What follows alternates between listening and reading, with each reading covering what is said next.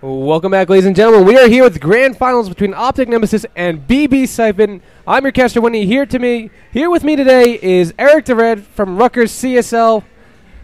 This is grand finals, man. Are you ready? Oh, I'm so ready. And this is power overwhelming number 4. Go, go, go. Now, Nemesis is coming from the winner's bracket, so we obviously will have a series advantage. Basically, Siphon will have to win 2 best-of-5s in order to take it down. Yeah. And we've seen nothing but PvP for pretty much the last 2 hours. We should be experts in this. I mean, just going into this, that means Nemesis literally has up to 6 games to lose before he's out.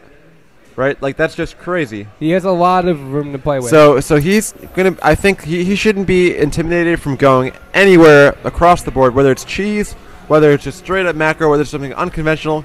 Mothership Rush, who knows what we'll see here. Mothership Rush? Really? I don't know. Just. I mean, this is Masters, it's not Bronze. I don't know. I know you hang out in Bronze, but I don't hang out in Bronze. You hang out in Bronze. Maybe. But Nemesis and Siphon, they haven't played each other yet this tournament, but they have very different styles. Yeah. Siphon, but almost similar styles in the same regard. Very macro-oriented. Nemesis 3-gate expo, pretty much.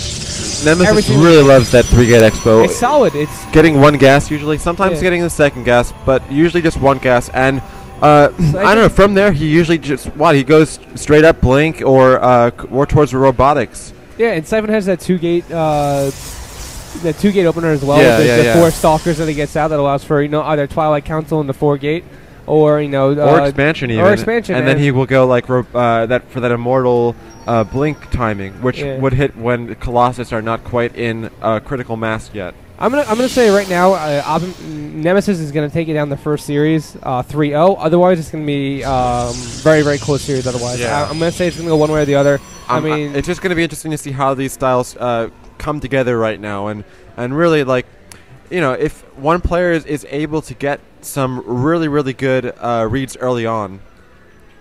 It's very, very true. So now, you can see him scouting in the counter pass. Both of them are scouting at the same time. Yeah, pretty much dead either. Yeah, pretty much dead even. So obviously scouting after gateway, a little bit different than what Smurf usually does. Nemesis chrono boosting into his Nexus is the same as Siphon. So totally mirrored. Yeah, this is banned right down to the. It's gonna be hard. Whenever you're mirroring someone, it's always so hard to make a decision. It is it's very hard to make a decision. So I mean, the main thing they're gonna be looking for, obviously, is if either player decides to take that 2nd gas or is adding on another gateway at around 18 or 19 supply. Once this, when the core is about halfway done or so. But it looks like just more chrono boost.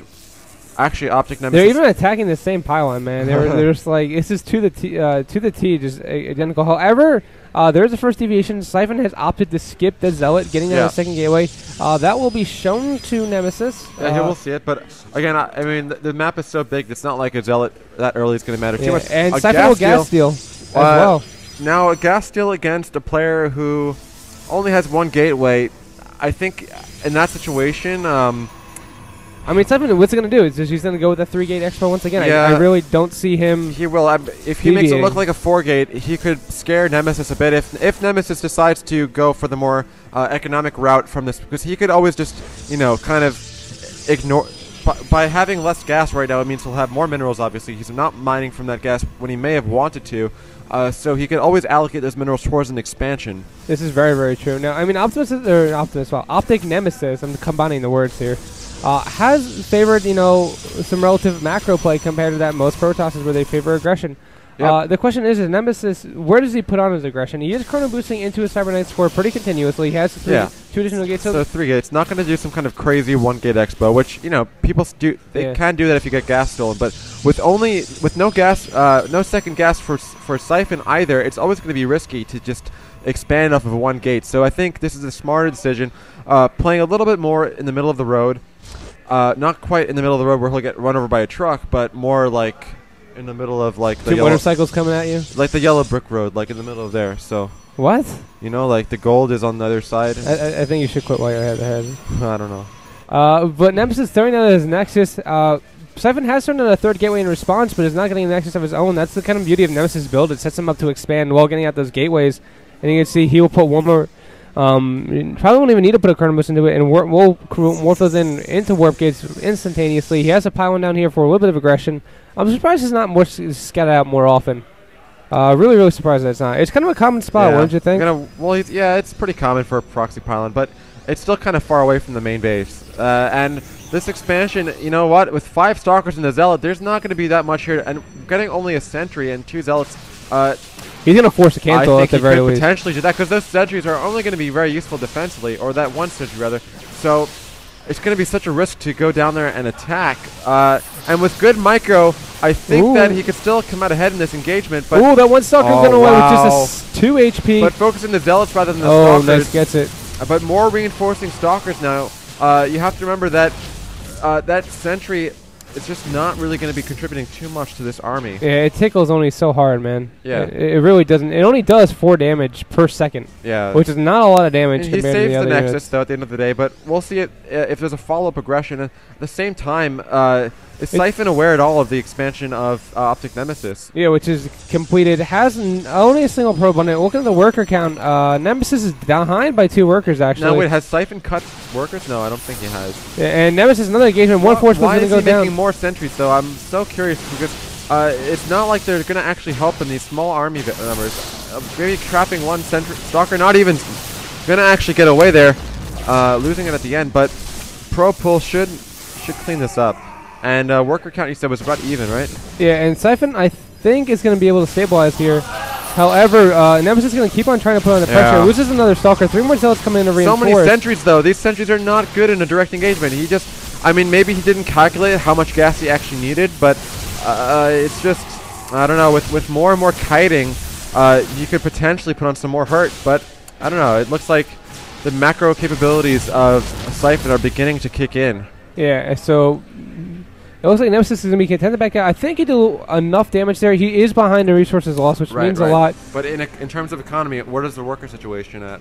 Workers are going to be at 4 workers. Nemesis is able to take out 4 workers there. Workers overall, 35 to 35. So dead even, actually. Nemesis pulling workers. That's kind of weird. 3 Zealots have made their way in. Nice little counterattack here.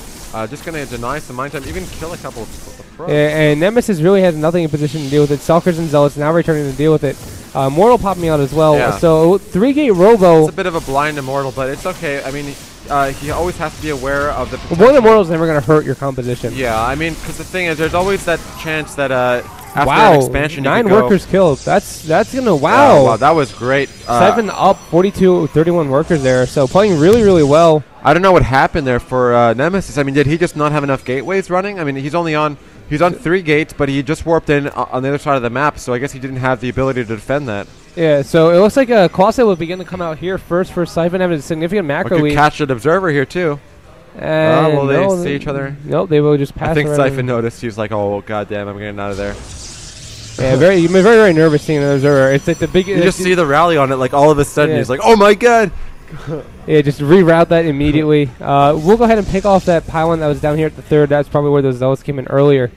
Now, Nemesis is in kind of a tough scenario. What does he do from here? He has Colossus on the way out. He can, of course, Colossus production is a way to go. They both got Colossus production, actually, but double Robo and Siphon's is a little bit ahead, and the double.